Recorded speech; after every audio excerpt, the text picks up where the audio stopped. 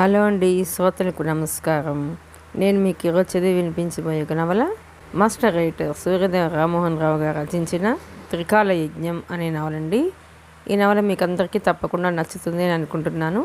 నచ్చితే కనుక లైక్ చేయండి, షేర్ చేయండి, సబ్స్క్రైబ్ చేయండి.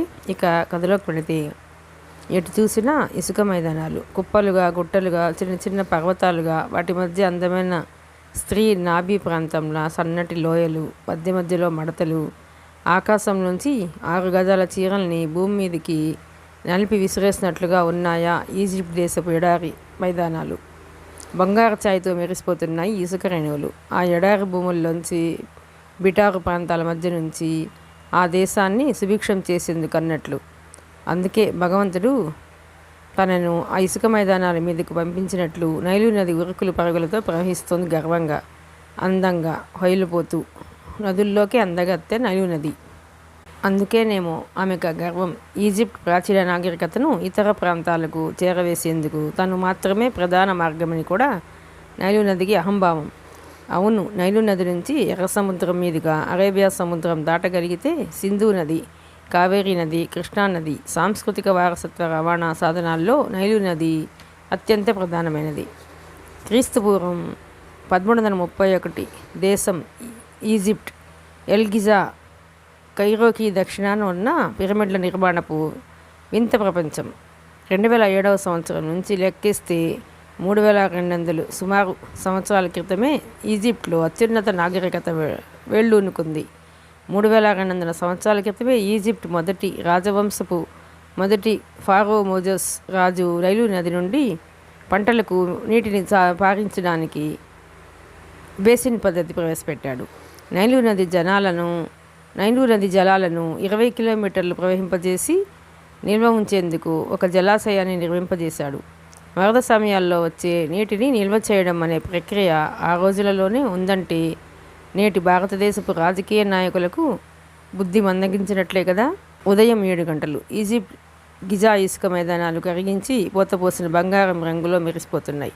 క్రీస్తుపూర్వం 1285 టుటెన్ఖామెన్ ఈజిప్ట్ యువరాజు 9వ ఏట ఈజిప్ట్ దేశానికి చక్రవర్తి అయ్యాడు. కొన్ని ప్రత్యేక కారణాల రీత్యా ఈ సంఘటన జరగడానికి సరిగ్గా 12 సంవత్సరాల క్రితం, అంటే క్రీస్తుపూర్వం 1297 సంవత్సరం, టుటెన్ఖామెన్ తండ్రి మహాచక్రవర్తి, మణుగుల కొద్దీ బంగారం, వజ్ర వైడూర్యాలతో తూగే అత్యంత సంపన్న చక్రవర్తికి ఒకరోజు రాత్రివేళ అంతఃపురంలో ఉండగా కుడి కన్ను అదిరింది. తీతువు శబ్దం వినిపించింది. కళ్ళ ముందు నుంచి గుడ్లగుబ్బ ఎగిరెళ్ళిపోయింది. చక్రవర్తి దిగ్గున లేచాడు. తక్షణం ఆస్థాన జ్యోతిష్కుడిని ప్రవేశపెట్టమని ఆజ్ఞ జారీ అయింది. ఆస్థాన జ్యోతిష్కులు వచ్చారు. చక్రవర్తి చిత్రాక్రాంతుడై ఉన్నాడు. నుదుటి మీద చిరుస్వేదం. ఏ విషయం మీద ఏకాగ్రత పట్టలేని వ్యాకులత. ఆస్థాన వైద్యులకు కూడా వర్తమానం వెళ్ళింది. చక్రవర్తి తమ ఆస్థాన జ్యోతిష్కుడికి అపశకునాల గురించి చెప్పాడు. అంతఃపురం మొత్తం నిశ్శబ్దం. భయం, ఉద్వేగంలో ముడుచుకున్నట్లుగా ఉన్న ఆ ఆపత్కాల సమయంలో ఆస్థాన జ్యోతిష్కుడు తన భుజానున్న ఒంటె చర్మపు తోలు సంచిలోంచి కొన్ని చెక్కల్ని తీశాడు. వాటిని తీక్షణ దృష్టితో చూడటం ప్రారంభించాడు. చక్రవర్తిలో భయోద్వేగం రెట్టింపైంది. కొద్ది సమయానికి తలెత్తిన జ్యోతిష్కుడు చక్రవర్తి వైపు విచారవదనంతో చూశాడు. మీ పూర్వీకులు గొప్పవారు మహారాజా. చెయోప్స్ పిరమిడ్, జోసెఫ్ రాజు కోసం నిర్మించిన ఆ పిరమిడ్ భవిష్యత్తులో కొన్ని వేల సంవత్సరాలు మనగలుగుతుంది. చక్రవర్తి గుండెల్లో రాయపడింది. అంటే చక్రవర్తి సంభ్రమం. సక్కారాలు జోసెఫ్ రాజుగారి కోసం కట్టించిన పిరమిడ్ మిగిలి ఉంటుంది. కొన్ని వేల సంవత్సరాలైనా మిగతా వాటి గురించి చెప్పలేను మహారాజా. ఇంకా ఈజిప్ట్ 4వ రాజవంశానికి చెందిన చెఫ్రెన్ మహారాజు పిరమిడ్ స్పింక్స్ వేల సంవత్సరాలు మనగలుగుతుంది. చక్రవర్తి తల వంచాడు. చక్రవర్తి గారు క్షమిస్తానంటే మరికొన్ని విషయాలు చెబుతాను. దైవ నిర్ణయాన్ని కాదనలేని అసక్తులం మనం, భయపడుతూనే అన్నాడు జ్యోతిష్కుడు. పర్వాలేదు చెప్పండి అన్నాడు చక్రవర్తి. మీకు త్వరలో ఒక కొడుకు జన్మించబోతున్నారు. చక్రవర్తి సంతోషించాడు. కొంచెం ధైర్యం వచ్చింది. కానీ ఆ చిరంజీవికి 9వ ఏట మీకు మరణం తప్పదు. ఇది అనివార్యం. చక్రవర్తి కళ్ళల్లో నీళ్లు. శరీరం భయంతో ఘనీభవించిపోయింది. క్షమించాలి, మీ కొడుకు 9వ ఏటే ఈ దేశానికి చక్రవర్తి అవుతాడు. తిరిగి చక్రవర్తి మోములో ఒకంత వెలుగు. యువరాజు గారు 18 సంవత్సరాల 6 నెలలకు మరణిస్తారు అంతుపట్టని జబ్బుతో. చక్రవర్తి కుప్పకూలిపోయాడు. పరిచారకులు సపర్యలు ప్రారంభించారు. ఆపై చెప్పాలా వద్దా అన్నట్లు జ్యోతిష్కుడు ఆగిపోయాడు. చెప్పమన్నట్లుగా కనుసైగ చేశారు చక్రవర్తి. యువరాజుకి అద్భుతమైన దైవ మందిరం పిరమిడ్ కట్టించడం జరుగుతుంది. చక్రవర్తిలో చిన్న కదలిక. ఆ పిరమిడ్ 3000 సంవత్సరాల తర్వాత ఓ శోధకుడి మూలంగా బయటపడిపోతుంది. చక్రవర్తి కళ్ళు ఆగిపోయాయి. అతని భౌతిక శరీరం మమ్మీ బయటకు వస్తుంది. అలాగే అతనికి సంబంధించిన వస్తు సంపద కూడా బయటకు వచ్చి ఓ ప్రదర్శనశాలగా మారిపోతుంది. దాన్ని నిర్మించిన వాస్తు స్థపతి ఇమ్హోటెప్ 12 మీ వంశీయుల చేతుల్లో దుర్మరణం పాలవుతాడు. అతని కొడుకు ఇమ్హోటెప్ 13 ఏళ్ల వయసులోనే నైలు నది ద్వారా ఎర్ర సముద్రానికి, దాని ద్వారా అరేబియా సముద్రంలోకి ప్రవేశించి కావేరీ, కృష్ణ అనే నదుల ద్వారా హంపి, విజయనగర సామ్రాజ్య ప్రాంతానికి చేరిపోతాడు. దాంతో మీ సమాధుల పిరమిడ్స్ నిర్మాణం ఆగిపోతుంది. పిరమిడ్స్ నిర్మించే మన కళ మన దేశం నుంచి శాశ్వతంగా అదృశ్యమైపోతుంది. ఇది దైవ నిర్ణయమే. ఆ ఇమ్హోటెప్ వంశం నుంచి తాజ్మహల్ని నిర్మించే ఉస్తాద్ అఫండి అనే స్థపతి ఉద్భవిస్తాడు. చక్రవర్తి గారు నన్ను క్షమించాలి. జాతక చక్రం అలా ఉంది. జన్మకుండల్ని తిరగరాసే శక్తి ఎవరికీ లేదు. మరణం, నాశనం ఎవరికైనా దేనికైనా తప్పదు. కాకపోతే ముందుగా తెలియడమే అత్యంత దురదృష్టకర సంఘటన. నేనైనా చెప్పకూడదు, కానీ చక్రవర్తి ఆదేశం తప్పలేదు బాధగా అన్నాడా జ్యోతిష్కుడు. ఆ జ్యోతిష్కుడు చెప్పినట్లుగానే ఆ రాజుకి ఒక కొడుకు జన్మించాడు. అతని పేరు టుటెంఖామెన్. అతని 9వ ఏటే తండ్రి చనిపోయాడు. తన 9వ ఏటే ఈజిప్ట్ చక్రవర్తి అయ్యాడు. 18వ ఏట జబ్బున పడ్డాడు. మరో 6 నెలలకి చనిపోయాడు. అతని కోసం నిర్మించిన పిరమిడ్లో శవాన్ని భద్రపరిచారు. ఇమ్హోటెప్ 12 ఉరితీయబడ్డాడు. ఇమ్హోటెప్ 13 నైలు నది, ఎర్ర సముద్రం, అరేబియా సముద్రం ద్వారా భారతదేశం చేరుకున్నాడు. ఈజిప్ట్ దేశంలో పిరమిడ్ నిర్మించే వాస్తుకళ శాశ్వతంగా అంతమైపోయింది. రాజుల్ని సూర్యభగవానుడి బిడ్డలుగా మార్చే పిరమిడ్ నిర్మాణానికి తెరపడింది. ఆ ఈజిప్ట్ రాజవంశీయుల జ్యోతిష్కుడు ఏమైపోయాడు? ఆయనకు టుటెంఖామెన్ పుట్టుక, చావు, సమాధి ఛేదింపబడ్డం, ఆ పైన ప్రదర్శనశాల కావడం ఎలా తెలిసింది? ఆయన తోలు సంచిలోని చెక్కల మీద ఏమి రాసుంది? ఎవరు రాశారు?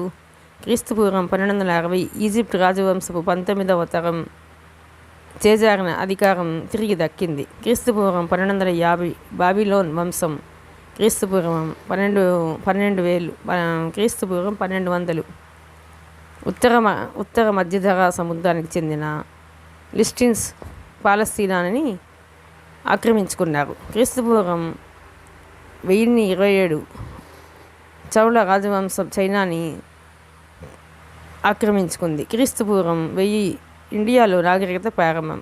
కాలం క్రీస్తు శకానికి రాసాగింది. క్రీస్తుపూర్వం 568 బుద్ధుడి జననం. క్రీస్తుపూర్వం 483 బుద్ధుడి నిర్యాణం. క్రీస్తుపూర్వం 336 అలెగ్జాండర్ రాజు కావడం. క్రీస్తుపూర్వం 274 అశోక్ చక్రవర్తి భారతదేశానికి చక్రవర్తి కావడం. క్రీస్తుపూర్వం 214 గ్రేట్ వాల్ ఆఫ్ చైనా నిర్మాణం. క్రీస్తుపూర్వం 60 జూలియస్ సీజర్ శకం క్రీస్తు జననం. క్రీస్తు శకం ఆరంభం. రోమన్ సామ్రాజ్య పతనం. క్రీస్తు శకం 378. Rise of Islam. క్రీస్తు శకం 570. Magna Carta revolt 1381. Mughal empire 1526. Imhotep 13 వంశానికి చెందిన వాస్తు శిల్పి దక్షిణ భారతదేశంలోని హిందూ రాజుల కోటల నిర్మాణానికి వాస్తుశాస్త్రాన్ని అందించారని చారిత్రాత్మక కథనం. కొన్ని వందల సంవత్సరాల నాటి పిరమిడ్ వాస్తుకళ ఇండియాలో రాజుల గుప్త నిధుల్ని రహస్యంగా భద్రపరిచేందుకు ఉపయోగపడిందట. క్రీస్తు శకం 1800 ఇమ్హోటెప్ 13 వంశానికి చెందిన 65వ తరపు వాస్తు స్థపతి విశ్వకర్మ హిందూ రాజుల గుప్త నిధుల్ని దాచే రహస్య ప్రక్రియకు ఊపిరిపోసాడట. మహాభారతం రాసిన వ్యాసుడు, కలియుగ ప్రారంభంలో జ్యోతిష శాస్త్రం రాసిన వ్యాసుడు ఒకరేనా? మహాభారత కాలంలో జీవించిన వ్యాసుడు ఉప పాండవుల మరణం తర్వాత ఏమయ్యాడు? ద్వాపర యుగ, కలియుగ సంధికాలంలో కూడా వ్యాసుడు జీవించే ఉన్నాడా? కలియుగ ప్రారంభంలో జ్యోతిష శాస్త్రం రాసిన వ్యాసుడు వేరా? వీరైతే ఆ కాలపు రచయితలు అందరూ వ్యాసుడు అనే పేరునే ఎక్కువగా పెట్టుకునేవారా? ఎవరు నువ్వు? నేనే గంధర్వ కన్యవా? ఆహా, దేవకాంతవా? ఇంకా అంతకు మించిన అందానివేమో. కాదు, నేను కూడా ఓ మామూలు ఆడపిల్లను. ఆడపిల్లకు అపూర్వ శక్తులు ఎక్కడివి? అవి అపూర్వ శక్తులు కాదు, ఆత్మశక్తి. ఆత్మశక్తి అందరికీ ఉంటుందా? అందరిలోని ఆత్మ ఉంటుంది, దానికి ఒక శక్తి ఉంటుంది. మరి అంతా ఇలా ఎందుకు శక్తుల్ని ప్రదర్శించలేకపోతున్నారు? వెలిగిస్తే కానీ దీపం వెలగదు, పిలిస్తే కానీ దైవం పలకడు. దీపాన్ని మన ఆత్మ అనుకుంటే దానిని వెలిగించే ఆ దివ్యజ్యోతి భగవంతుడు. అవసరం లేనిది దీపం వెలిగించం కదా. దైవం నా నుంచి ఏదో ఆశిస్తున్నాడు, అందుకే నా ఆత్మజ్యోతిని వెలిగించి నాకు 3వ కన్ను ప్రసాదించాడు. హైదరాబాద్ పాత బస్తీ. సమయం రాత్రి 8 గంటలు. ఆకాశం మేఘావృతమై ఉంది. ఏ క్షణంలోనైనా చినుకులు పడవచ్చు. రకరకాల విద్యుత్ దీప కాంతుల్లో జనం మురుకుల పరుగుల మీద ఉన్నట్లున్నారు. ఉగ్రవాదం ఊపిరి పోసుకునే ప్రాంతం అది. జిహాదీ ఉగ్రవాదుల ఉనికి అక్కడే ఉంటుంది. ఎన్నో ఏళ్లుగా లాడెన్, అల్జవరీ, దావూద్ ఇబ్రహీం పాకిస్తాన్ గడ్డ మీద నివసిస్తూ ఇక్కడ హైదరాబాద్లో రక్తపుటేరులు పారిస్తుంటారు. వాళ్ళు నివాసం ఉండని విడిది పాతబస్తీ. అనుమానపు చూపులు, ఆత్మన్యూనత భావపు మనసులు, ఆకలి, పేదరికం, మాల్ న్యూట్రిషన్, చిన్న చిన్న గల్లీలు, మురికి కాలువలు, ఇంటి మీద ఇళ్ళు, ఓ ఇంట్లోంచి మరో ఇంట్లోకి దారులు, ఏ దారి ఎటు వెళ్తుందో తెలియని మిస్టరీ ప్లాన్. అక్కడ మున్సిపాలిటీ మాస్టర్ ప్లాన్ కాక మిస్టరీ ప్లాన్ అమలవుతోంది ఎన్నో దశాబ్దాలుగా. ఎవరూ ఏం చేయలేని పరిస్థితులు. అక్కడ రోడ్స్ వైడనింగ్ లేదు, కానీ కత్తులు అమ్ముతారు. రహదారులు సరిగా ఉండవు, కానీ తుపాకులు, తపంచాలు, రివాల్వర్స్ బఠానీళ్ళ అమ్మేస్తుంటారు. డూప్లికేట్ ఫారిన్ స్కాచ్, వివిధ దేశాల దొంగ కరెన్సీ, ఫ్యూరియస్ డ్రగ్స్ లాట్ బజార్లో గాజులు అమ్మినంత తేలిగ్గా అమ్మేస్తుంటారు. చర్యలు తీసుకుంటే ఓట్లు పడవు, తీసుకోకపోతే రక్తపాతం. నీతి, నిజాయితీ, దేశభక్తి ఉండే 6,000 మందిని దేశవ్యాప్తంగా పోటీ పెట్టి ఎన్నిక చేసి వాళ్ళనే ఎమ్మెల్యేలుగా, ఎంపీలుగా చేసి ఓ 10 ఏళ్ల పాటు ఎలక్షన్స్ లేకుండా చేస్తే తప్ప ఈ దేశం బాగుపడదు. నేరాలు, ఘోరాలు, దేశద్రోహ కార్యకలాపాలు చేసిన వాళ్ళ మతం చూసి మౌనంగా ఉండే నికృష్టపు సమాజంలో మనమున్నాం.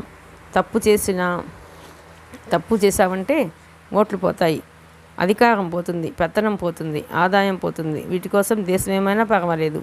ఇప్పుడు ఓల్డ్ సిటీలో ఎంతమంది పాకిస్తానీయులు ఉన్నారో మరెంతమంది బంగ్లాదేశీయులు ఉన్నారు.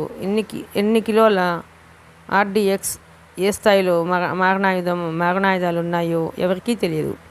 పాపం కనీసం పోలీసులకు కూడా. ఎంతో నష్టపోయి బంగ్లాదేశ్కి స్వాతంత్రం ఇప్పించింది ఇండియా. అదే ఇండియా మీద ఇప్పుడు వాళ్ళు పగబట్టారు. స్నేహం, కృతజ్ఞత, సంస్కారం, మానవత్వం, ఈ పదాలకి అర్థం తెలియదు వాళ్ళకి. సమయం రాత్రి 8:01. ఒక వీధిలోకి ఎంటర్ అవుతూనే ఆటో ఆగింది. సంప్రదాయబద్ధంగా చీర, జాకెట్లో ఉన్న ఒక అందమైన యువతి ఆటో దిగింది. ఆటో అతనికి డబ్బులిచ్చి కాలినడకన ముందుకు సాగింది. ఆమె ఆ సమయంలో నడుస్తున్న పాలరాతి శిల్పంలా ఉంది. రెబెక్కా సుందరికి ప్రాణం పోస్తే ఎలా ఉంటుందో అలా ఉంది. శృంగారాన్ని, అద్వితీయమైన అందాల్ని, శరీరపు కొలతల్ని కలిపిన రొమాంటిక్ వల్కనం. సాధారణంగా చీకటి పడిందంటే ఎవరైనా పాత బస్తీలో అడుగు పెట్టాలంటే భయపడతారు. అలాంటి చోట ఒక యువతి బురకా లేకుండా ఆ టైంలో వీధిలోకి నడిచి రావడం అనేది ఆశ్చర్యకరమైన విషయమే.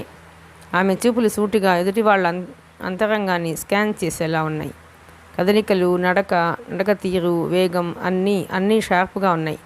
బాప్రే, చాంద్ కా తుకడా, సోనా పిల్ల బంగారంలా ఉంది. ఎవరా అది?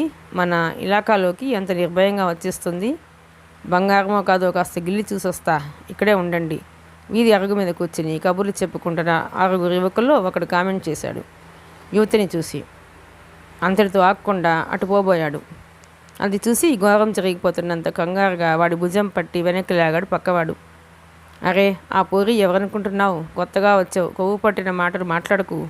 ఈ విషయం జలాల్ బాయ్కి తెలిసిందంటే నీకు నడవడానికి కాళ్ళుండవు.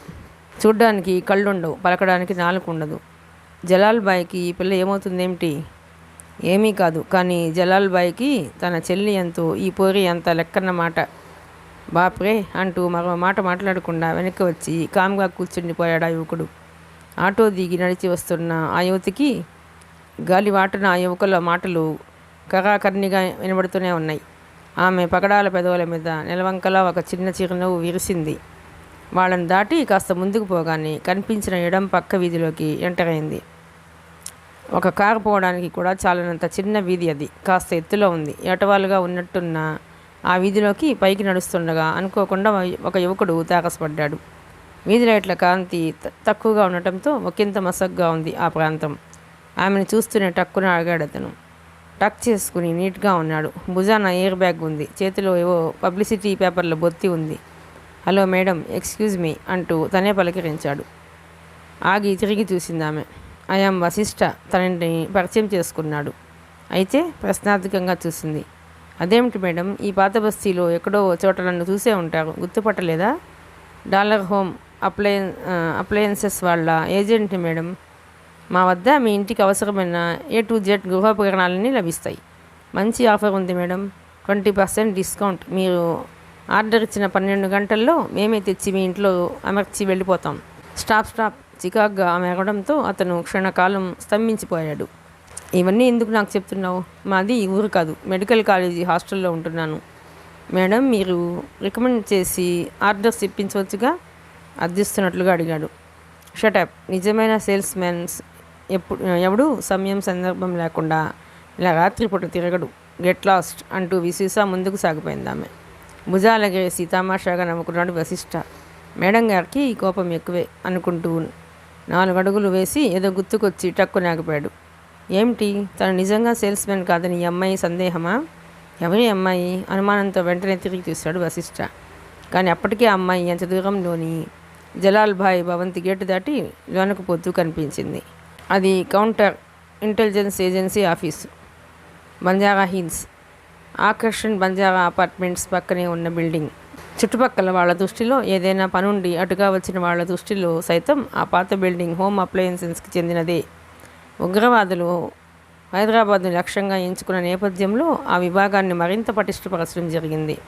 ఉగ్రవాద దాడులను తిప్పికొట్టడానికి ఉగ్రవాదుల ఎయిర్వేతకు ఆ విభాగానికి విశేష అధికారాలు కల్పించబడ్డాయి. అయితే సిబిఐ, సిఐడి, స్పెషల్ బ్రాంచ్ వంటి విభాగాలు జనసామాన్యానికి తెలిసినంతగా కౌంటర్ ఇంటెలిజెన్స్ ఏజెన్సీ గురించి తెలీదు.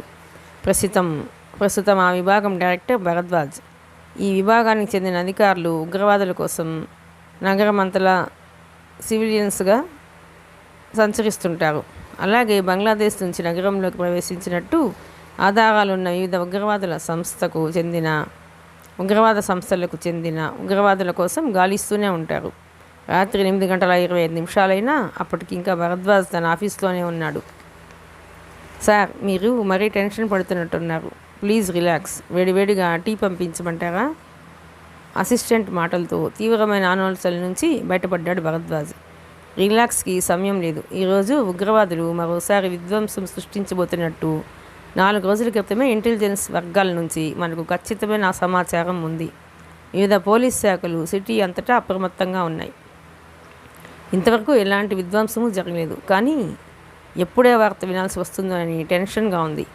అర్ధరాత్రి లోపల అంచనాలకు మించిన భారీ విధ్వంసం ఎక్కడో జరిగిపోతుందని నా అనుమానం అంటూ మనసులో మాట బయటపెట్టాడు భరద్వాజ్.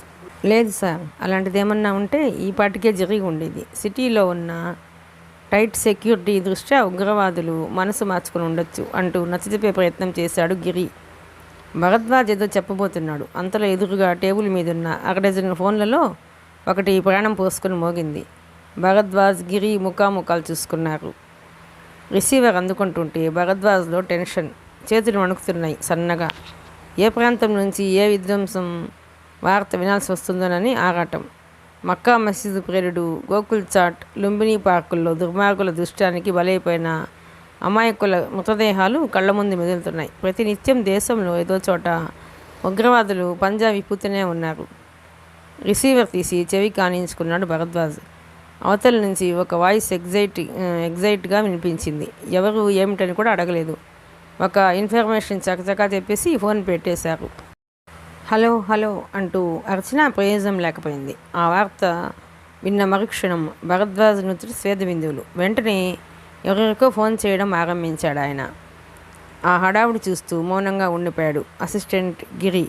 సరిగ్గా అప్పుడు సమయం రాత్రి 8:30 అయింది. కాలింగ్ బెల్ మోగుతుంటే వచ్చి తలుపు తీసింది జలాల్బాయ్ భార్య రజియా బేగం. అడుగుగా నిలబడి ఉన్న యువతిని చూడగానే ఆమె చిరునవ్వు నవ్వుతూ, అరే సాంద్ర, ఊరి నుంచి ఎప్పుడు వచ్చావు అంటూ ఆప్యాయంగా పలకరించింది. సాయంత్రం వచ్చాను. నసీమా లేదా ఉత్సాహంగా అడిగింది సాంద్ర. లేకపోతే వెళ్ళిపోదామనా? రా లోనకు రా అంటూ వెనుదిరిగి చూస్తూ, నసీమా జల్దీ ఆవో, దేకో కౌన్ ఆయా అని అరిచింది. ఆమె వెనుకే హాల్లో అడుగు పెట్టింది సాంద్ర. అంతలో బయటకు వచ్చిన నసీమా సాంద్ర అని చూడగానే ఉత్సాహంగా వచ్చి కౌగిలించుకుంది. ఫోన్ చేస్తే హాస్టల్కి నేనే వచ్చేదాన్నిగా, ఈ టైంలో రావాలా? ఊరి నుంచి ఎప్పుడు వచ్చావు అడిగింది నసీమా. సాంద్ర కొద్ది క్షణాలు మాట్లాడలేదు. ఉన్నట్టుండి ఆమెలో ఏదో అర్థం కాని భావాలు తలెత్తిపోతున్నాయి.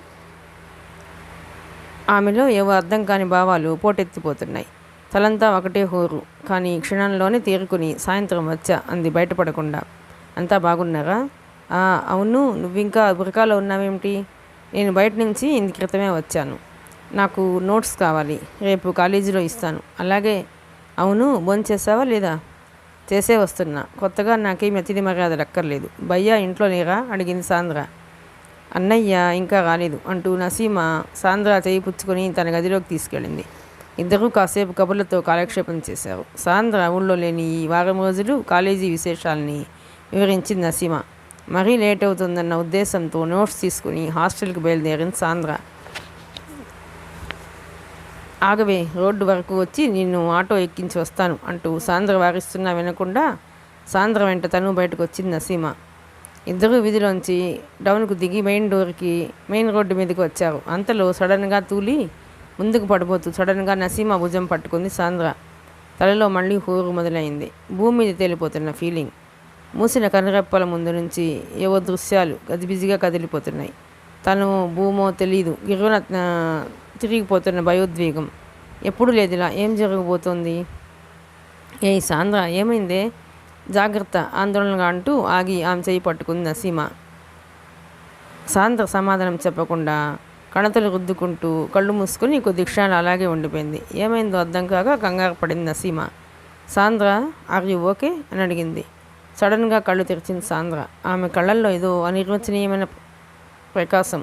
సాంద్ర చూపుళ్ళు చురకత్తుల్లా ఎదుటి వాళ్లను భస్మం చేసేలా ఉన్నాయి. ఆమె కళ్ళు కానీ చూపులు కానీ అలా ఉండగా ఎప్పుడూ చూడలేదు. దాంతో నసీమా కలవరపడిపోయింది.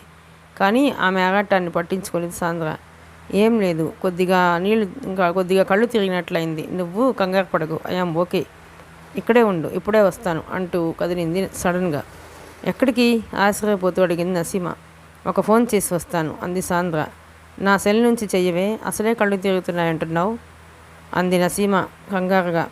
చెప్పాగా, ఐయామ్ ఓకే. ఒక్క నిమిషం, ఇప్పుడే వచ్చేస్తాను అంటూ వేగంగా ఫుట్పాత్ మీదకి నడుస్తూ అక్కడికి 100 గజాల దూరంలోని కూల్ డ్రింక్ షాప్ దగ్గరికి వెళ్ళింది సాంద్ర. అక్కడ 2 కాయిన్ బాక్సులు ఉన్నాయి. తన హ్యాండ్ బ్యాగ్లోంచి కాయిన్స్ తీసుకుని ఒక కాయిన్ బాక్స్ వద్దకు వెళ్ళి రిసీవర్ అందుకుంటూ పరిసరాల్ని ఒకసారి నిశ్చితంగా పరిశీలించింది. సమీపంలో ఎవరూ లేరు. తిరిగి కళ్ళు మూసుకోగానే ఒక హోన్ నెంబర్ కళ్ళ ముందు మెరిసింది. వెంటనే ఆ నెంబర్కు డయల్ చేసింది సాంద్ర. అవతల ఎవరో ఫోన్ లిఫ్ట్ చేశారు. అవతల లైన్లో ఉంది ఎవరో కూడా పట్టించుకోలేదు ఆమె పెదవులు దాటి వేగంగా దూసుకొచ్చాయి ఆ మాటలు. చెప్పేది జాగ్రత్తగా వినండి. పాత బస్తీ టెర్రరిస్టుల టార్గెట్ ఇక్కడి Royal tea and snacks Corner. సరిగ్గా 9:30కు భారీ విధ్వంసం సృష్టించబోతున్నారు. మీకు అరగంట మాత్రమే వ్యవధి ఉంది. ఇప్పుడు 8:30. సరిగ్గా 9 గంటలకు ఒక వ్యక్తి బరువైన లగేజీ బ్యాగ్తో హోటల్కి ఛాయ్ కోసం వస్తాడు. అతన్ని గుర్తించడం చాలా తేలిక. రెడ్ షర్ట్, బ్లాక్ ప్యాంట్, మెడలో తెలుపు మఫ్లర్. యువకుడు సరిగ్గా 9:30కు పేలిపోయేలా సెట్ చేసిన 2 టైమర్ బాంబ్స్ని పెట్టి 5 నిమిషాల్లోపే బయటికి వెళ్ళిపోతాడు. అతన్ని పట్టుకుని బాంబులు పేలకుండా చేయండి. బహుశా అతను పట్టుబడకపోవచ్చు అంటూ చెప్పాల్సిన సమాచారం చెప్పేసి అవతల హలో హలో అంటూ పిలుస్తున్నా పట్టించుకోకుండా రిసీవర్ పెట్టేసింది సాంద్ర. నుదుట పట్టిన స్వేద బిందువుల్ని బయట చెంగుతో తుడుచుకొని యువతలకు వచ్చేసరికి నసీమా తన వైపు వస్తూ కనిపించింది. 5 నిమిషాల ముందు వరకు తన శారీరక మానసిక స్థితి సాధారణంగా ఉంది. అంతలోనే ఏమైంది? తనేం చూసింది? ఎవరికి ఫోన్ చేసింది? ఫోన్ నెంబర్ తనకెలా తెలిసింది? ఫోన్ చేసి ఏం మాట్లాడింది తను? అది నిజమా? జరుగుతుందా? సంక్లిష్టమైన భావ పరంపర. ఎవరికి అంత హడావుడిగా ఫోన్ చేశావు అని అడిగింది నసీమ. మా ఆంటీకి. ఓకే, ఏదో ఆటో వస్తున్నట్టుంది అంటూ చేయి ఊపి ఆటో అంటూ పిలిచింది సాంద్ర. రివ్వున వచ్చి పక్కన ఆగింది ఆటో. సాంద్ర ఆటో ఎక్కేసి బాయ్ అంటూ నసీమ వైపు చేయి ఊపింది. ఆటో వేగంగా ముందుకు కదిలిపోయింది. వెళుతున్న ఆటోని చూస్తూ ఒక్క నిమిషం అక్కడే నిలబడిపోయింది నసీమ. ఎప్పుడూ ఇంతే, చెప్పింది చేయదు, చేసింది చెప్పదు, విచిత్రంగా ఉంటుంది దీని ప్రవర్తన అనుకుంటూ వెనుదిరిగిపోయింది. యుద్ధం యుద్ధం అత్యంత హేయమైనది, దురదృష్టకరమైనది. యుద్ధానికి పవిత్రత ఎక్కడిది? పవిత్రత, యుద్ధం రెండూ విరుద్ధ పదాలు. భావాలు మానవ జాతి ఆరంభం నుంచి యుద్ధాలు జరుగుతూనే ఉన్నాయి. మనుషులు చస్తూనే ఉన్నారు. కానీ రణనీతిలోనే భేదం ఉంది. ఆ కాలంలో యుద్ధానికి కొన్ని నీతి నియమాలు ఉండేవి. ప్రత్యర్థి కత్తితో యుద్ధం చేస్తే తను కత్తి యుద్ధమే చేయాలి. ప్రత్యర్థి ముష్టి యుద్ధానికి దిగితే తను ముష్టి యుద్ధమే చేయాలి. అవి అప్పటి కట్టుబాట్లు. పొరపాటున ప్రత్యర్థి చేతిలో కత్తి జారిపోతే అవకాశం దొరికింది కదా అని నరికి చంపకూడదు. జారిపోయిన కత్తిని ప్రత్యర్థి అందుకుని తిరిగి లేచి యుద్ధం చేసే వరకు ఆగాలి. ధనుర్బాణాలతో యుద్ధం చేస్తే ప్రత్యర్థి ధనుస్సుపై బాణం వేయకూడదు. రథాన్ని అశ్వాలను బాణాలతో కూల్చకూడదు. గదా యుద్ధం చేస్తే పొరపాటును కూడా ప్రత్యర్థి నడుము కింది భాగాన్ని గదతో కొట్టకూడదు. ముఖ్యంగా గదతో తొడల మీద అస్సలు కొట్టకూడదు. యుద్ధం చేయలేక వెన్ను చూపి పారిపోవడం కన్నా అవమానం మరొకట్లేదు. కాబట్టి యుద్ధభూమిలో వెన్ను చూపిన ప్రత్యర్థిని చంపకూడదు. ఇవన్నీ చెప్తుంటే పనికి మాలిన నీతి నియమాలు అనిపించవచ్చు, కానీ ఇవి ఆనాటి యుద్ధాల్లో పాటించే నీతి నియమాలు. సూర్యోదయంతో యుద్ధం ఆరంభిస్తే సూర్యాస్తమయం కాగానే యుద్ధం నిలిపేసేవారు. ఆ తర్వాత ఇరువైపులా చనిపోయిన లేదా క్షతగాత్రులై కొన ఊపిరితో ఉన్న ఎవరి సైనికుల్ని వారు తీసుకెళ్లేవారు. ఇదంతా త్రేతాయుగం నాటి మాట. ఇదే ద్వాపర యుగానికి వచ్చేసరికి యుద్ధ నీతిలో మార్పులు చోటు చేసుకోకపోయినా అక్రమాలు చోటు చేసుకున్నాయి. యుద్ధనీతి గాడి తప్పింది. అందుకే కొంతమంది పాండవులు చేసింది అధర్మ యుద్ధం అని వాదిస్తుంటారు. శిఖండితో యుద్ధం చేయనంటూ అస్త్రసన్యాసం చేసిన భీష్ముణ్ణి అంపశయ్యకు చేర్చాడు అర్జునుడు. మహావీరుడు అయిన గురుదేవుడు ద్రోణాచార్యుని పడగొట్టడం కోసం ధర్మరాజు అంతటి వానితో అశ్వత్థామ హత కుంజరహ అంటూ అబద్ధం వార్త పలికించారు. గదా యుద్ధంలో దుర్యోధనుడి తొడలపైన కొట్టి అతన్ని హతమార్చాడు భీముడు. ఇవన్నీ అక్రమ యుద్ధాలేనని మనం అనుకుంటే సాక్షాత్తు అవతార పురుషుడు కృష్ణుడు సాక్షిగానే ఇవన్నీ జరిగాయి. న్యాయాలు క్షుణ్ణంగా తెలిసిన కృష్ణ పరమాత్మ ఇదంతా ఎందుకు చేయించాడని ఆలోచిస్తే ఇందులోని సూక్ష్మనీతి అవగతమవుతుంది. అక్రమాన్ని సక్రమం చేయాలనుకున్నప్పుడు అక్రమంగానే వెళ్ళాలి. సక్రమంగా వెళితే న్యాయం జరగదు. ఇదే న్యాయసూత్రం. కలికాలంలో మనిషి క్రమంగా ప్రశాంతతను కోల్పోతున్నాడు. ఒకప్పుడు మంచి చెడు అనేవి దేనికదే విడిగా ఉండేది. లంకలో రావణుడు లంక యువతల రాముడు. ఒకరు చెడు, ఒకరు మంచి. అదే ద్వాపర యుగం వచ్చేనాటికి మంచి చెడు రెండు ఒకే కుటుంబంలోకి వచ్చేసాయి. అందుకే కురుసంగ్రామం జరిగింది. ఇక కలికాలం వచ్చేసరికి మంచి చెడు అనేవి ఏకంగా మనిషిలోకే వచ్చేసాయి. అందుకే ఇప్పుడు ఎవడు ఎంతకాలం మంచిగా ఉంటాడో ఎప్పుడు చెడ్డవాడిగా మారిపోతాడో చెప్పలేని పరిస్థితి. నిత్యం మానభంగాలు, దోపిడీలు, హత్యలు, గృహహింస, ఉగ్రవాదులు, మత కలహాలు, రోడ్డు ప్రమాదాలు ఒకటేమిటి 100 ఏళ్ళు నిండకుండానే ఎంతోమంది జీవితాలు అర్ధాంతరంగా అంతమైపోతున్నాయి. కలియుగం ఆరంభం కాగా ముందే కొందరు రాక్షస పెద్దలు జల్లి బ్రహ్మదేవుణ్ణి కలిసి వేడుకున్నారట. స్వామి, మా జాతి అంతరించిపోతుంది. కలియుగంలో మా జాతి కానరాదు. ఇంతకాలం నరమాంస భక్షంతో సంతోషంగా గడిచిపోతున్న మా గతి ఇక ముందు ఏం కావాలి అని ప్రశ్నించారట. భయపడకండి నాయనలారా, కలియుగంలో మీరంతా ఆయా దేశాల్లో రహదారులుగా రూపాంతరం చెందగలరు. నిత్యం మీ మీద ప్రయాణించే వాహనాలు అదుపు తప్పి నిత్యం మీకు కర్తవ్యాన్ని నరమాంసాన్ని రుచి చూపిస్తూనే ఉంటాయి అని ఆశీర్వదించట. అప్పుడు ఇంకా మిగిలిపోయిన కొందరు రాక్షసులు మాగతి ఏమిటి స్వామి అని అడిగారు. అందుకు బ్రహ్మ, కలియుగంలో మీరే ఉగ్రవాదులు, ఆ కారణంగా అమాయకుల్ని చంపి మీ రక్త పిపాస తీర్చుకుందురుగాక అని తరుణోపాయం చెప్పేట. ఇదేదో తమాషాకు చెప్పిన కథ కావచ్చు, కానీ నేటి పరిస్థితి ఏమిటి? నిత్యం రోడ్డు ప్రమాదాలు మామూలైపోయాయి. అమాయకులు రోడ్ల మీద బలైపోతున్నారు. నేడు ఇంచుమించుగా ప్రపంచవ్యాప్తంగా అన్ని దేశాలు ఎదుర్కొంటున్న ప్రధాన సమస్య ఉగ్రవాదం. గతంలో ఎక్కడో 1-2 దేశాలకే పరిమితమైన ఉగ్రవాద చర్యలు నేడు ప్రపంచవ్యాప్తమయ్యాయి.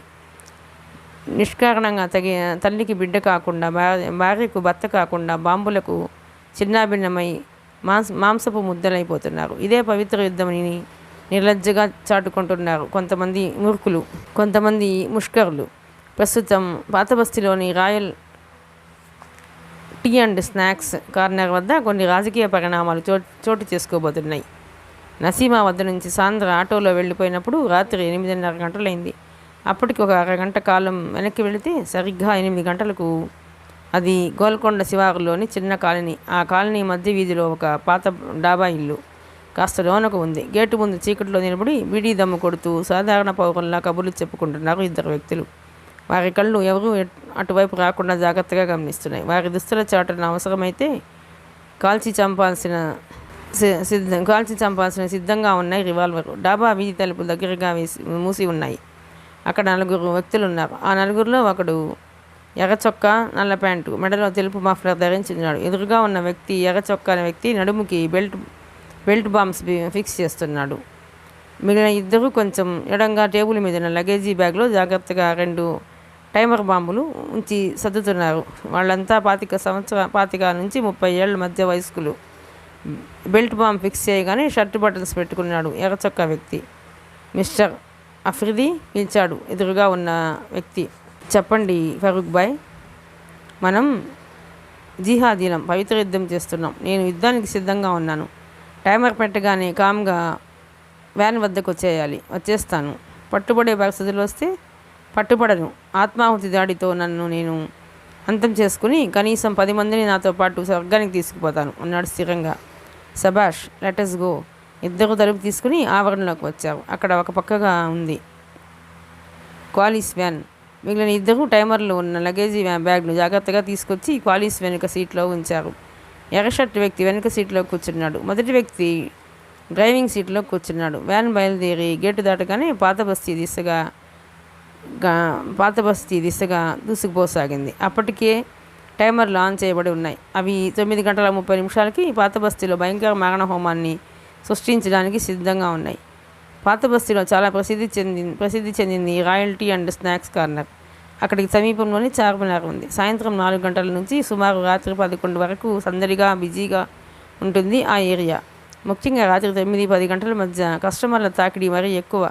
ఛాయ్ తాగి సిగరెట్ దమ్ము కొడుతూ కాసేపు కబుర్లు చెప్పుకోవడానికి అంతకన్నా అనువైన చోటు మరొకటి ఉండదు. విశాలమైన పెద్ద హాలు, సుమారు 30 టేబుళ్ళు, గుంపులుగా వచ్చేవాళ్ళు వస్తుంటే వెళ్ళేవాళ్ళు వెళ్తుంటే చాలా బిజీగా ఉంటుంది. అటువంటి బిజీ స్పాట్లో మరికొద్ది నిమిషాల్లో ఊహించని సంఘటన చోటు చేసుకోబోతున్న సంగతి అక్కడెవరికీ తెలియదు. భగవంతుడున్నాడని చెప్పడానికి మనిషికి రేపు ఏమిటనేది తెలియకుండానే ఈ సృష్టి నిర్మాణం జరిగిపోయింది. రేపేంటి, ఈరోజు ఏం జరగబోతుందో ఎవరికైనా తెలుసా? మరో గంటలో, మరో అరగంటలో, మరో నిమిషంలో, మరో క్షణంలో ఏం జరగబోతుంది ఎవరికీ తెలియదు. చాప కింద నీరుల హోటల్ పరిసరాల్లో మారణ హోమానికి ఏర్పాటు జరిగిపోతున్న విషయాన్ని ఆ పరిసరాల్లో ఎవరూ గమనించలేదు. ఎవరో అజ్ఞాత యువతి నుంచి తనకు ఫోన్ కాల్ వచ్చిన మరుక్షణమే చకచకా ఆదేశాలు జారీ చేశాడు భరద్వాజ్. స్వయంగా తనే బయలుదేరాడు. కానీ ఎవరికీ తెలియదు. ఎవరికీ అనుమానం కలగని విధంగా royal tea and snacks corner పరిసరాల్లోకి చేరిపోయారు కౌంటర్ ఇంటెలిజెన్స్ ఏజెన్సీ ఆఫీసర్స్. వచ్చేపోయే కస్టమర్లని వేయి కళ్ళతో గమనిస్తున్నారు. పక్క వీధిలో తన కారులో కూర్చున్న భరద్వాజ్ ఎప్పటికప్పుడు తన ఆఫీసర్స్ని సెల్లో కాంటాక్ట్ చేస్తూ ఆదేశాలు ఇస్తున్నాడు. కాలం భారంగా కరిగిపోతోంది. ఒక్కో క్షణం టన్నుల భాగాన్ని మోస్తున్నట్టుగా. దైవం మనుష్య రూపేణ అన్నది ఆర్యోక్తి, దయ్యం ఉగ్రవాది రూపేణ అన్నది నేటి నిజం.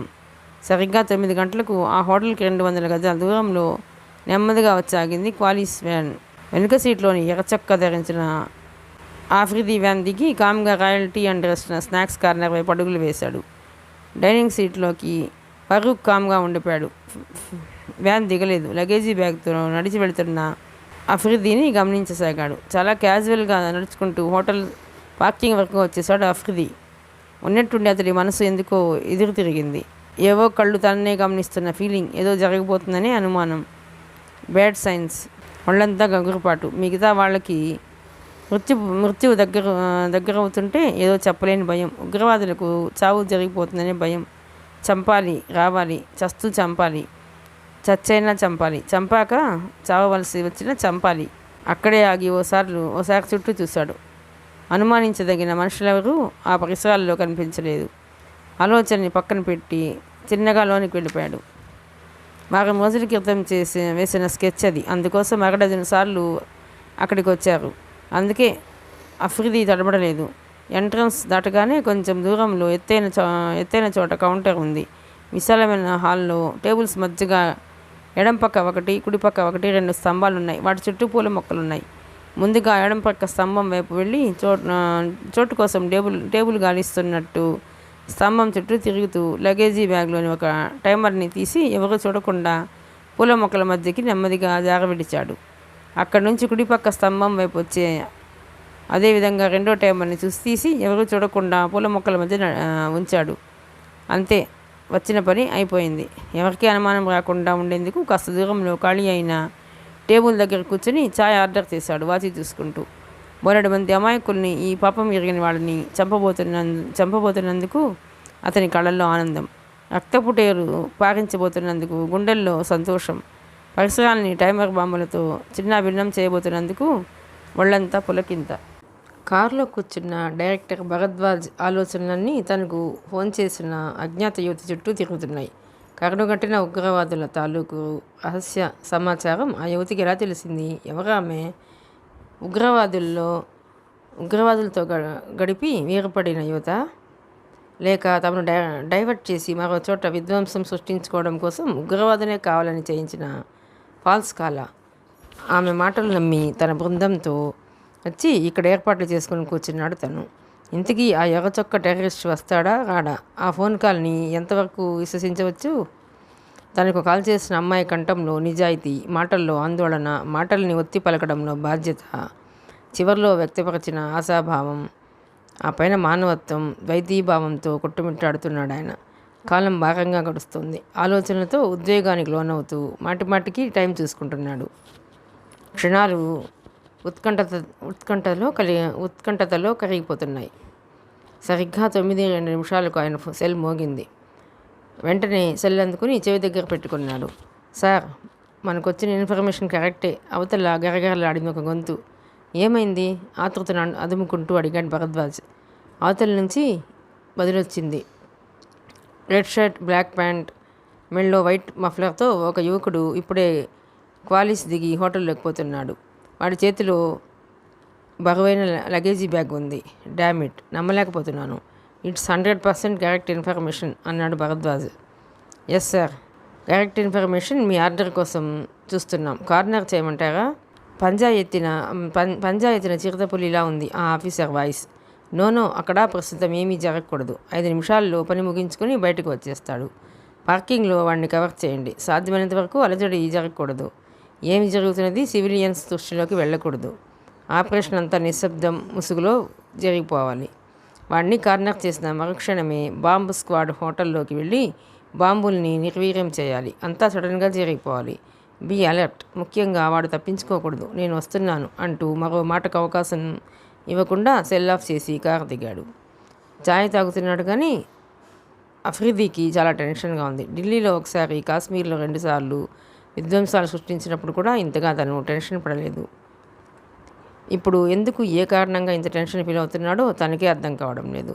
అతని అంతరంగంలో ఏదో అలజడి, అనుమానం, హెచ్చరిక, హేతువు కనిపించని ప్రమాద గంటికలు.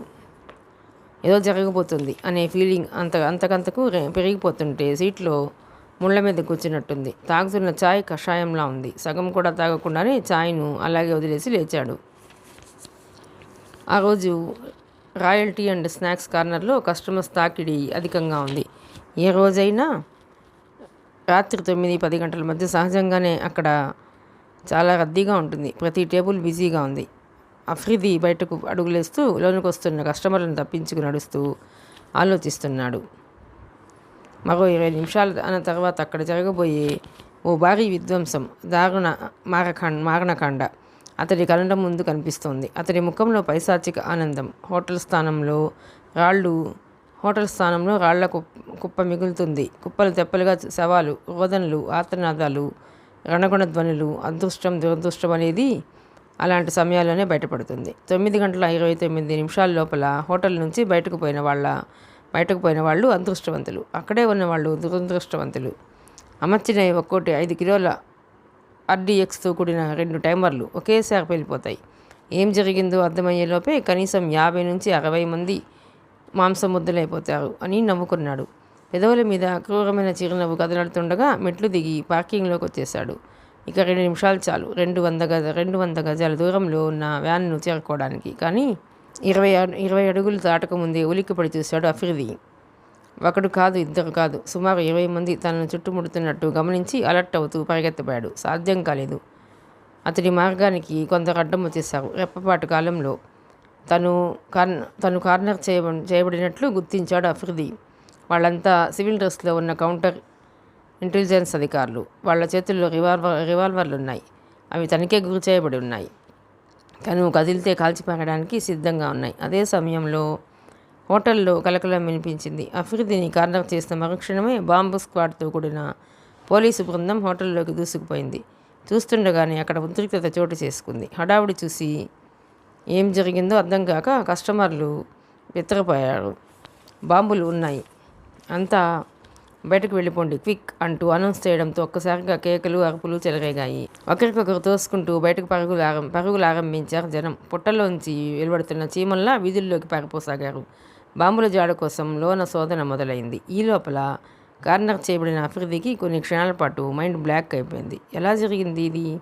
ఎంతో పగడ్బందీగా రచించిన తమ పథకం పోలీస్ వర్గానికి ఎలా లీక్ అయింది? ఎంత బుర్రచించుకున్నా అర్థం కాక పిచ్చి పట్టినట్టుంది అతడికి. అలాగని ఆలోచిస్తూ అక్కడే నిలబడితే తన జీవితం సమాప్తమైపోతుందని అతనికి తెలుసు. ఆలోచించే లోపలే మర్యాదగా లొంగిపో అంటూ ఒక ఆఫీసర్ అతన్ని కరుగ్గా హెచ్చరించాడు. బెల్ట్ బాంబుతో తనను తాను పేల్చుకుని తనతో పాటు అధికారుల్లో కొందరిని అంతం చేయాలన్న ఆలోచన మెదిలింది అఫ్రిదికి. కానీ అంతలోనే ఇంకా బతకాలనే ఆశ. చివరి ప్రయత్నంగా తప్పించుకునే అవకాశాన్ని వెతుకుతూ సడన్గా తన షర్టును పైకి లేపాడు.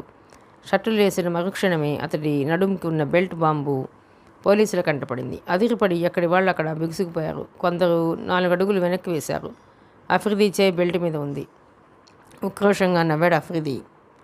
మీరు నన్ను పట్టుకోలేరు. నన్ను మీరు కాలిస్తే నాతో పాటు మీరంతా చస్తారు. తప్పుకోండి అంటూ ఇసురుగా ముందుకు నడిచాడు అఫ్రిది. ఎదురుగా ఉన్న పోలీస్ ఆఫీసర్లకు గుండెల్లో రైళ్లు పరిగెత్తాయి. అతని మీదకి రావడం చూసి పక్కలకు పరిగెత్తారు. అఫ్రిది ముందుకు దూకాడు. అతని వెనుక పడ్డారు పోలీసులు. వాళ్ళు తనను వదలరని అఫ్రిదికి అర్థమైంది. ముందుకు పోతూనే ఆలోచిస్తున్నాడు. అంతలో అతని దృష్టి ఒక యువతి మీద పడింది. హోటల్ వద్ద హడావిడి చూసి త్వరగా ఆ ప్రాంతం నుంచి దూరంగా వెళ్ళిపోయే ఉద్దేశంతో 3 ఏళ్ల తన పాపను భుజాన వేసుకుని వేగంగా నడుస్తోందామె.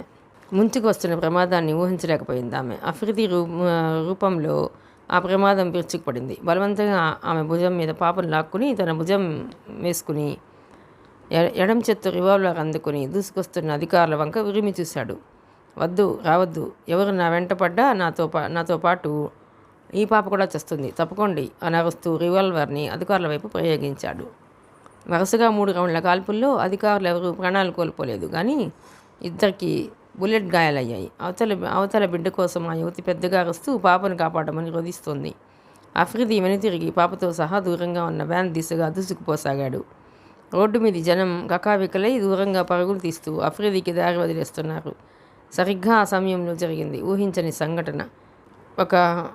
ఒకడు ఎటు నుంచి వచ్చాడో ఒక యువకుడు నిలిచి ఉన్న వాహనాల పక్క నుండి సుడిగాల్లా దూసుకొచ్చాడు. చివరిగా ఉన్న కారు మీద ఎగిరి అఫ్రిది మీద పడ్డాడు. వాడి భుజం మీద పాపను తన చేతుల్లోకి లాక్కుంటూ బలంగా తన్నాడు. అఫ్రిది గుండెల మీద ఇదంతా మెరుపులా జరిగిపోయింది. గుండెలు చితికిపోయినంత బాధతో పెద్దగా అరిచి ఎగిరి వెనుకనే ఉన్న కారు మీద వాలిపోయాడు అఫ్రిది. అతని చేతిలో ఉన్న రివాల్వర్ ఎగిరిపోయింది. దాన్ని తిరిగి తీసుకునే అవకాశం లేకపోవడంతో గిరుక్కున వెనుతిరిగి చివరి ప్రయత్నంగా ఫరూక్ ఉన్న వ్యాన్ దిశగా బుల్లెట్ వేగంతో చొచ్చుకుపోసాగాడు. అక్కడ వ్యాన్లో కూర్చుని పరిస్థితిని గమనిస్తున్న ఫరూక్ నుదుట చెమటలు పట్టేశాయి. అఫ్రిది పొరపాటు చేస్తున్నాడని అర్థమైపోయింది. వాడి కోసం ఆగితే తను కూడా చిక్కుల్లో పడతాడని గ్రహించాడు. వ్యాన్ స్టార్ట్ చేసి రివర్స్ తీసి వేగంగా ఆ ప్రాంతానికి దూరంగా వెళ్ళిపోసాగాడు. ఈ లోపల సాహసం చేసి పాపను కాపాడిన యువకుడు ఆ పాపను తల్లికి అప్పగించాడు.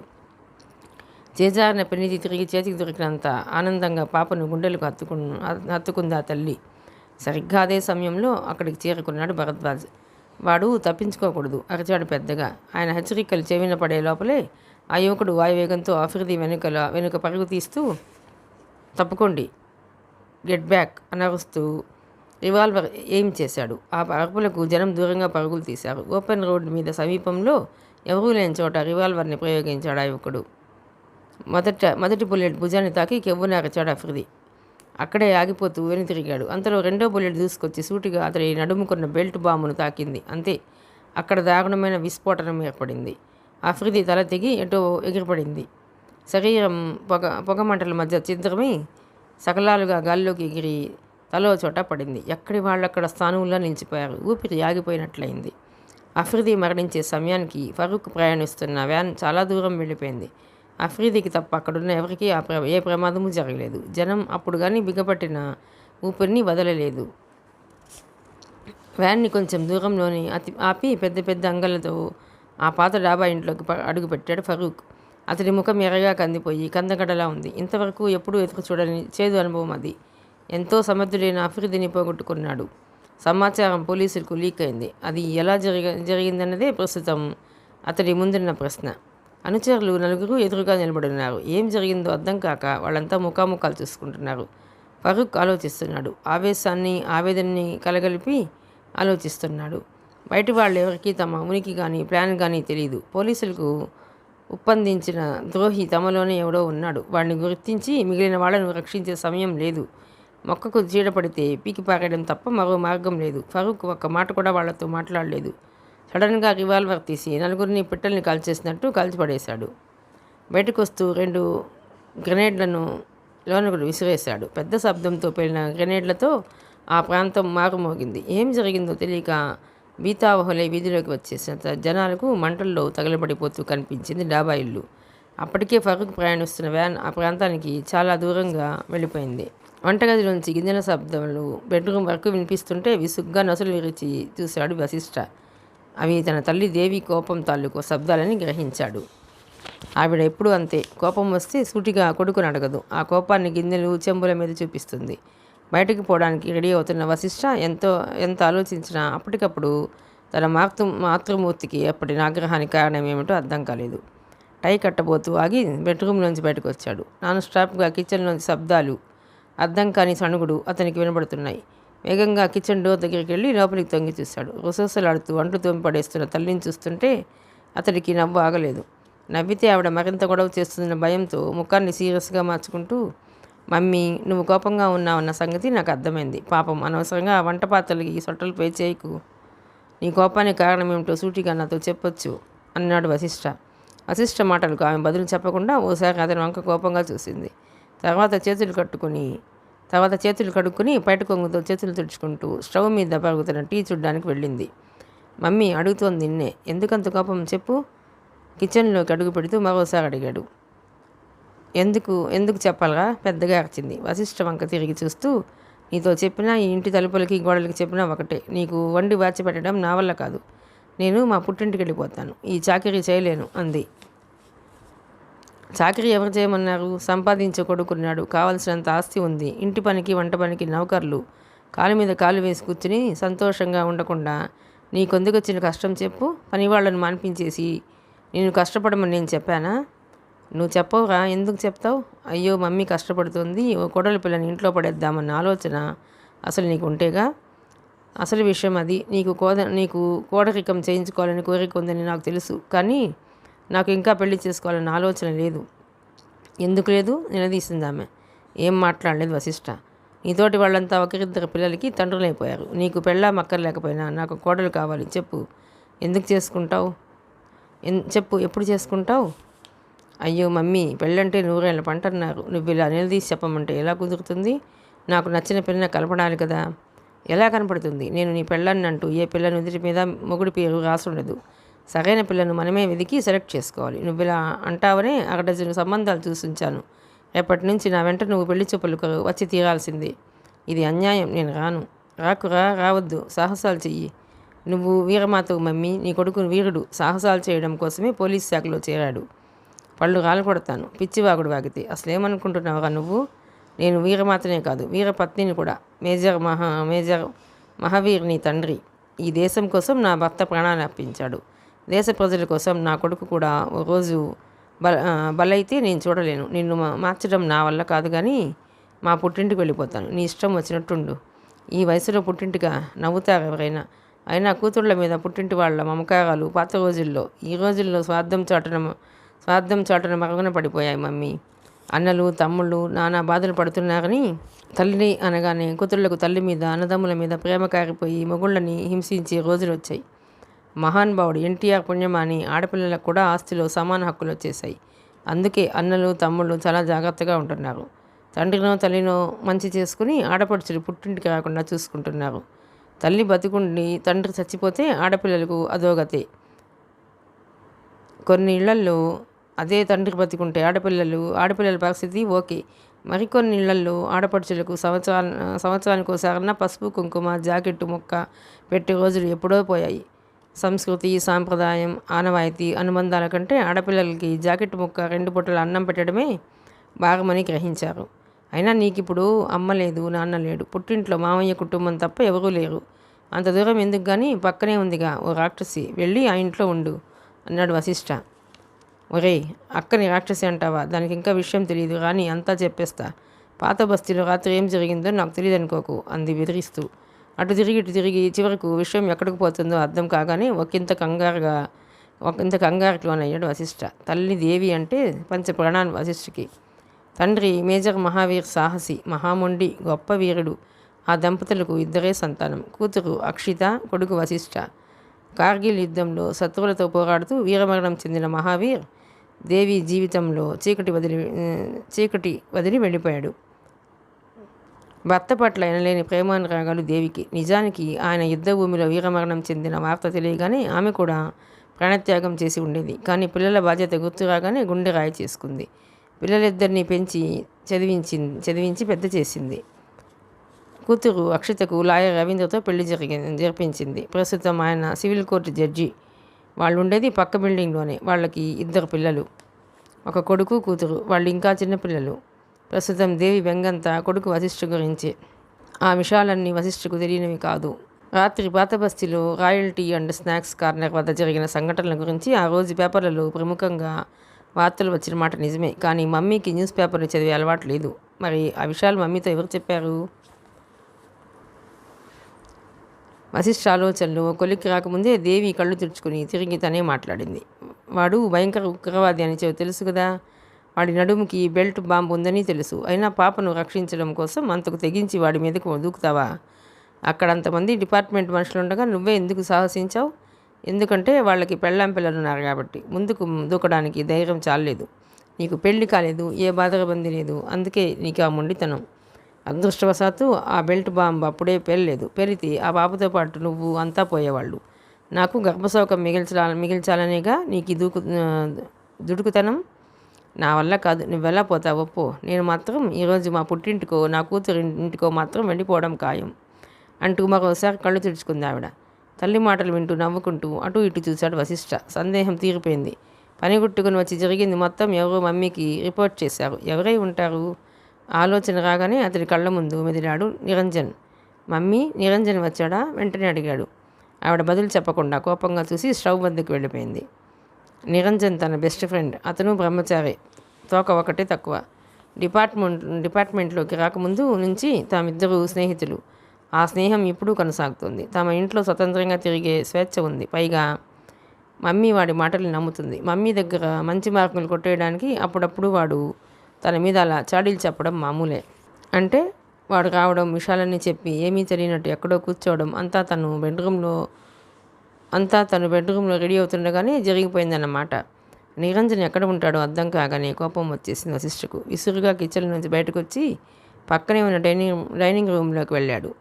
అతడి అంచనా కరెక్ట్ అయింది. అతను తీరిగ్గా కూర్చుని ఇడ్లీలు లాగించేస్తున్నాడు. వశిష్ఠని చూస్తూనే ఏమీ తెలియనట్టు, రాగా మమ్మీ ఇడ్లీ వేస్తే వెన్నపూసలా కరిగిపోవాల్సిందే, కొబ్బరి చట్నీ, అల్లం చట్నీ, నెయ్యి, బ్రహ్మాండం, కమాన్ అంటూ పిలిచాడు. నీకు పెట్టాల్సింది ఇడ్లీ కాదురా, గడ్డి. పొద్దుటే నన్ను ఇరికించేసి తీరిగా టిఫిన్ చేస్తున్నావా అంటూ విసురుగా నిరంజన్ మీదకి వెళ్ళాడు వశిష్ఠ. ఆ దూకుడు చూసి కంగారు పడిపోతూ టిఫిన్ ప్లేట్ వదిలి యువతలకు వచ్చేశాడు నిరంజన్. దుర్మార్గుడా, ఇది అన్యాయం రా. మధ్యలో నేనేం చేశాను? అమ్మంటే అందరికీ అమ్మేరా. అమ్మ ముందు అబద్ధాలు చెప్పకూడదు అరిచాడు. అందుకని నిజాలు చెప్పేసి నన్ను నిరికించేస్తావా? లాభం లేదు. నిన్ను చితగ్గొట్టి బయటపడకపోతే చూడు అంటూ మీదకి వెళ్ళాడు వశిష్ఠ. మాత శరణు శరణు అంటూ అప్పుడే హాల్లోకి వస్తున్న దేవి వెనక్కి పరుగు తీశాడు నిరంజన్. ఆగరా, మధ్యలో వాడేం చేశాడు? జరిగిందే కదా చెప్పాడు. నోరు మూసుకుని పద, టిఫిన్ తిందో గాని అంటూ కసురుకుందాడు వశిష్ఠని. అంతలో కూతురు అక్షిత పెద్ద స్టీల్ క్యారేజీతో లోనకు వస్తూ ఈ గొడవ చూసి నవ్వేసింది. స్నేహితుల గొడవ ఆమెకు కొత్త ఏం కాదు. ఇకనేం మమ్మీ, నీకు సపోర్ట్ చేయడానికి అక్క కూడా వచ్చేసింది. నాకు టిఫిన్లు ఏమీ వద్దు, బయలుదేరుతాను అన్నాడు వశిష్ఠ. మమ్మీ ఏమిటి గొడవ అని అడిగింది అక్షిత. దేవి జరిగింది చెప్పగానే నవ్వేసింది. నా తమ్ముడంటే ఎవరనుకున్నావు? గొప్ప సాహసి. వాడి గురించి నువ్వేం భయపడకమ్మా. ఒరే తమ్ముడు, నీకు ఇష్టమని అటుకుల పాయసం చేశాను, పద టిఫిన్ చేద్దు కానీ అంటున్న అక్షితను చూస్తూనే, అక్క నువ్వేనా? నిజంగా నేను నా తరపున మాట్లాడుతున్నావా? తన చెవుల్ని నమ్మలేనట్టు అడిగాడు వశిష్ఠ. అవునరా, కానీ నువ్వు పని చేయాలి. నీ పెళ్లి గురించే కదా మమ్మీ గొడవ చేస్తుంది, కాబట్టి అర్జెంటుగా నువ్వు పెళ్లి చేసుకోవాలి అంది అక్షిత. అది మాత్రం అడక్కు, నా పెళ్లికి ఇంకా టైం ఉంది అంటూ డైనింగ్ రూమ్లోకి వెళ్ళిపోయాడు వశిష్ఠ. కౌంటర్ ఇంటెలిజెన్స్ ఏజెన్సీ ఆఫీస్లో డైరెక్టర్ భరద్వాజ్ ఎదురుగా కూర్చున్నారు వశిష్ఠ నిరంజన్లు. గ్లాస్ డోర్స్తో కూడిన ఆ ఛాంబర్లోంచి మాటలు బయటకు వినపడవు. తను పిలిచే వరకు ఎవరిని లోనకు పంపవద్దని చెప్పాడు డైరెక్టర్ భరద్వాజ్. తన రివాల్వింగ్ చైర్లో వెనక్కి వాలి కళ్ళు మూసుకుని సుదీర్ఘమైన ఆలోచనలో ఉన్నాడు భరద్వాజ్. చీమ చిటుక్కుమన్నా వినిపించేంత నిశ్శబ్దం చోటు చేసుకుంది అక్కడ. తామిద్దరూ వచ్చి 3 నిమిషాలైనా ఆయన ఒక్క మాట కూడా మాట్లాడకపోవడం వశిష్ఠను ఆశ్చర్యంలో ముంచింది. అలా ఎప్పుడూ జరగలేదు. జుత్తు ముగ్గుపొట్టలా తెల్లబడుతున్న హెయిర్ డై వాడకపోవటం భరద్వాజ్ ప్రత్యేకత. మనిషి ప్రకృతితో పాటు సహజంగా ఉండాలి, కృత్రిమంగా ఉండకూడదనేది ఆయన అభిమతం. విశాలమైన నుదుటి మీద విభూతి రేఖల్ని తలపించే 3 రేఖలు నేర పరిశోధనలో ఆయన అనుభవాన్ని చాటుతుంటాయి. పరిపూర్ణమైన ఆరోగ్యంతో ఎప్పుడూ హుషారుగా ఉంటాడు. అటువంటి తమ బాస్లో ఇంత గాఢమైన ఆలోచనలు ఏమిటో, అసలు ఆయన ఏ విషయం గురించి ఆలోచిస్తున్నాడు అర్థం కాక మిత్రులిద్దరూ ముఖాముఖాలు చూసుకున్నారు. సార్, మమ్మల్ని తర్వాత రమ్మంటారా? మౌనాన్ని భరించలేక చివరికి అడిగేశాడు నిరంజన్. వెంటనే కళ్ళు తెరిచి చూస్తూ, ఏమిటి, అర్జెంట్ పనులు ఏమన్నా ఉన్నాయా అంటూ భరద్వాజ్ సీరియస్గా అడిగేసరికి టక్కున నోరు మూసేశాడు నిరంజన్. సీట్లో సర్దుకు కూర్చుని టేబుల్ మీద మోచేతులు ఆంచుకుంటూ వశిష్ఠను నిశ్చితంగా చూశాడు భరద్వాజ్. ఆయన చూపుల్ని బట్టి విషయం ఏదో ముఖ్యమైనదే అయి ఉంటుంది అనుకున్నాడు వశిష్ఠ. రాత్రికి జరిగిన సంఘటనల మీద నీ అభిప్రాయం ఏమిటి అడిగాడు భరద్వాజ్.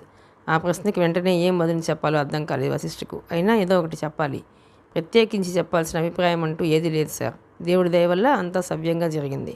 సమయానికి స్పందించి నగరంలో మరో గోకుల్ చాట్, లుంబిని పార్క్ వంటి విధ్వంసకర సంఘటనలు పునరావృతం కాకుండా విద్రోహ చర్యల్ని అరికట్టినందుకు మీడియా, ప్రజలు మనల్ని అభినందించారు. అది చాలు. ఇక నుంచి మన బాధ్యత మరింత పెరిగిందని అనుకుంటున్నాను అన్నాడు వశిష్ఠ. నీకు దేవుడి మీద నమ్మకం ఉందా? ఉంది సార్. ఈ ప్రపంచం శక్తిమయం. దీన్ని నడిపిస్తున్న సూపర్ పవర్ దేవుడు. ఏ పేరుతో పిలిచినా పలికి ఆ విశ్వాత్మను ప్రేమిస్తాను, ఆరాధిస్తాను. గుడ్. నేను ఈ ప్రశ్న ఎందుకు అడిగానో తర్వాత చెప్తాను. సంఘటనా స్థలంలో దొరికిన మృతుడి తల ఆధారంగా కొన్ని వివరాలు తెలిసాయి. వాడి పేరు అఫ్రిది, బంగ్లాదేశ్ యువకుడు. 5 ఏళ్లుగా రకరకాల పేర్లతో ఇండియాలో తిరుగుతూ పోలీసుల నుంచి తప్పించుకుంటున్నాడు. ఢిల్లీలోనూ కాశ్మీర్లోనూ జరిగిన కొన్ని ప్రేలుళ్లతో వీడికి సంబంధం ఉంది. ఆల్-ఖైదా కనుసన్నల్లో పనిచేసే ఒక గ్రూప్లో వీడితో పాటు 5 సభ్యులు ఉండాలి. మిగిలిన వాళ్ల జాడ తెలియలేదు. కానీ రాత్రి 10 గంటల ప్రాంతంలో పాత డాబా ఇంట్లో సంభవించిన పేలుళ్లలో చనిపోయిన వాళ్ళు అఫ్రిది మనుషులని అనుమానాలున్నాయి. పూర్తి వివరాలు 1-2 రోజుల్లో తెలుస్తాయి చెప్పడం ఆపాడు భరద్వాజ్. ఇద్దరు ఆసక్తిగా వింటున్నారు. నిరంజన్ ఏదో అడగబోతుంటే వారించాడు వశిష్ఠ. ప్రజలు కానీ మీడియా కానీ ఎవరు అభినందించినా ఆ అభినందనలు చేరాల్సింది మనకు కాదు. నిజానికి మనందరం అభినందించాల్సింది సకాలంలో ఫోన్ చేసి మనల్ని అలర్ట్ చేసిన అజ్ఞాత యువతిని అన్నాడు భరద్వాజ్ ఎక్కడో ఆలోచిస్తూ. ఆ ఫోన్ కాల్ ఎక్కడి నుంచి వచ్చిందో తెలిసిందా? వెంటనే అడిగాను వశిష్ఠ. పాత బస్తీలోని ఓ కాయిన్ బాక్స్ నుంచి. ఆ కాయిన్ బాక్స్ ఎక్కడుంది? భరద్వాజ్ చెప్పగానే విని ఆశ్చర్యపడి వశిష్ఠ. సార్, సరిగ్గా రాత్రి 8:30 ప్రాంతంలో కదూ మీకు ఆ ఫోన్ కాల్ వచ్చిందన్నారు? ఉద్వేగంతో అడిగాడు. అవును, అయితే అప్పటికి ఒక పావుగంట క్రితం నేను అక్కడే ఉన్నాను సార్. 8 లేదా 8:15 నిమిషాల సమయంలో నేను పక్క వీధిలోంచి అక్కడికి వచ్చాను. ఒక క్షణం ఆగాడు వశిష్ఠ. అప్పుడు ఏమైంది వశిష్ఠ?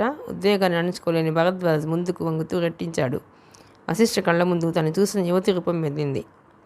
ఆమె ఆచితూచినట్లు మాట్లాడిన విధానం తనకు నచ్చింది. ఆమె జలాల్బాయ్ ఇంట్లోకి వెళ్ళడం గుర్తుంది. జరిగింది వివరించాడు వశిష్ఠ.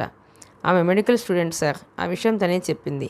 బురకా లేకుండా ఆ సమయంలో నిర్భయంగా పాత బస్తీలో సంచరిస్తోందంటే ఖచ్చితంగా జలాల్బాయ్కి బాగా తెలిసిన అమ్మాయి అయి ఉంటుంది. మీరు చెప్పిన కాయిన్ బాక్స్ ఆ వీధి కార్నర్కి సమీపంలోనే ఉంది. మన వాళ్ళు అక్కడ ఎంక్వైరీ చేశారా? అడిగాడు. చేశారు. ఆ కాయిన్ బాక్స్ తాలూకు వాళ్ళు ఏమీ చెప్పలేకపోయారు. పబ్లిక్ ప్లేస్ కాబట్టి ఎవరెవరో ఫోన్లు చేసిపోతుంటారు. ట్రేస్ అవుట్ చేయడం కష్టం అంటూ పెద్దగా నెట్టిచ్చాడు భరద్వాజ్. ఆ వెంటనే ఏదో గుర్తొచ్చినట్టు చూస్తూ, వశిష్ఠ, నాకు విషయం అర్థం కావడం లేదు. ఆమె ఇచ్చిన సమాచారంలోనే చిన్న మెలిక ఉంది. ఒక్కసారి వింటే అదేమిటో నీకే అర్థమైపోతుంది. చాలాసేపటిగా నేను ఆలోచిస్తున్న విషయం అదే అంటూ సౌండ్ సిస్టమ్ని ఆన్ చేశాడు. ఆఫీస్కి వచ్చే ప్రతి కాల్ని రికార్డ్ చేయడం నిబంధన, అవసరం కూడా. అజ్ఞాత యువతి ఫోన్ కాల్ కూడా అలాగే రికార్డ్ అయింది. టేప్ ఆన్ అయింది. అందులోంచి ఓ యువతి మాటలు వినిపిస్తున్నాయి. వింటున్న వశిష్ఠకు ఆ మధురమైన గొంతు ఎక్కడో విన్నట్టే అనిపిస్తోంది. కానీ స్పష్టంగా గుర్తుకు రావడం లేదు. అంతా విని ఉలికిపడ్డాడు. భరద్వాజ్ టేప్ ఆఫ్ చేసి వశిష్ఠ ముఖంలోకి చూశాడు. ఆ సమాచారంలోని మెలిక ఏమిటో వశిష్ఠకు అర్థమైంది. అందుకే నమ్మలేనట్టు చూస్తున్నాడు. నిరంజన్ మాత్రం ఏమీ అర్థం కాక బుర్రగొక్కుంటున్నాడు. ఇందులో నాకు ఎలాంటి మెలిక తోచడం లేదు అన్నాడు. మెలిక లేకపోవడం ఏమిటి? సరిగ్గా విన్నావా?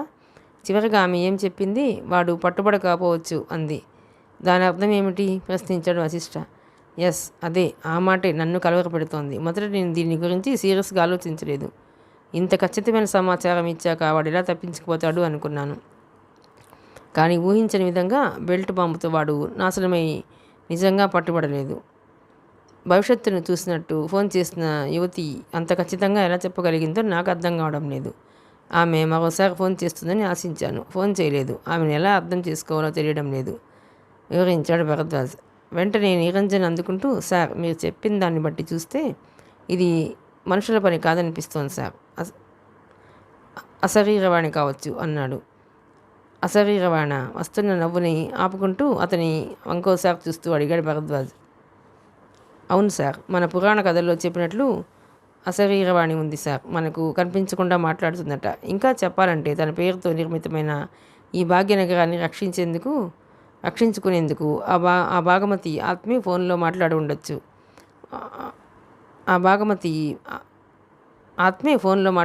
కదా అంటూ తన వాదన వినిపించాడు నిరంజన్.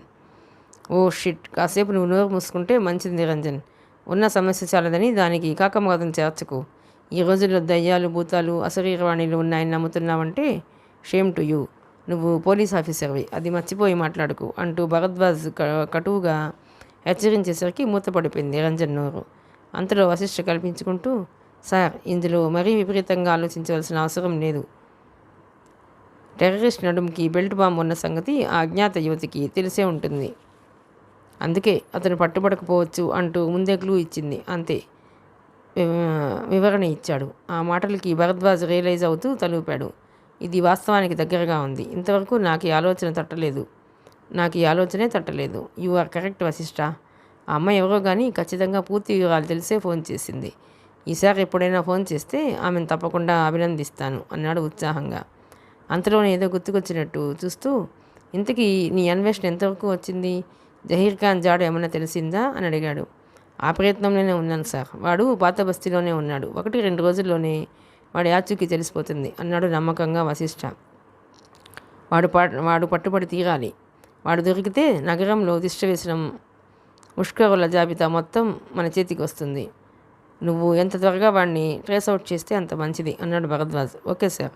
నీకు దేవుడి మీద నమ్మకం ఉందా అని ఇందాక ఓ ప్రశ్న అడిగాను. కారణం తెలిసిందా? లేకపోతే చెప్తాను విను. నేను దేవుణ్ణి నమ్మి చెడిన వాడు లేడు, కానీ దెయ్యాన్ని అభూత కల్పనని నమ్మితే చెడక తప్పదు. చూసావుగా నిరంజన్ ఏమంటున్నాడో?